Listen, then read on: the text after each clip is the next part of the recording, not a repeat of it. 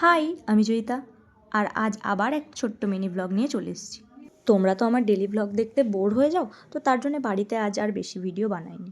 তো যাই হোক, আমার একটা পার্সেল এসেছিলো, আমি এই চশমাটা অর্ডার করেছি কারণ আমার আগের চশমাটা হারিয়ে গেছিলো, কিন্তু সেটা আজই খুঁজে পেয়েছি। তো যাই হোক, তারপরেই আমি আর সুমু মিলে গেছিলাম একটু মিলন মেলায়, কারণ আমার তো বন্ধু বান্ধব নেই যে তাদের সাথে যাব।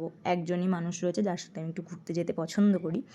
আর সত্যি বলতে যত তুমি তোমার লাইফে বন্ধুবান্ধব কম রাখবে, দেখবে তুমি এগোচ্ছ তত বেশি। এটা আমাদের মেয়েদের ক্ষেত্রে। ছেলেদের ক্ষেত্রে ছেলেদের বন্ধু না থাকলে সেটা চলে না। আমাদের মেয়েরা আসলে মেয়েদের নিয়ে বড্ড জেলাস ফিল করে।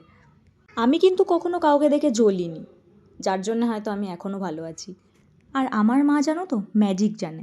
মানে মানুষ দেখলেই বলে ফেলে যে এই মালটা আমার জন্য ঠিক নয়, এ আমাকে ঠকাবেই ঠকাবে, আর শেষ পর্যন্ত সেটাই হয়। আমি কিন্তু প্রথমে মায়ের কথা বিশ্বাস করি না, লাস্ট অবধি সেটাই হয়। তারপর যখন আমি আমার মাকে গিয়ে সবটা বলি, তখন আমার মা বলে, তুই চিন্তা করিস না, ও তোর যোগ্যই না, তোর জন্য হয়তো আরও ভালো কিছু অপেক্ষা করছে। মা তো মাই হয়, তাই না?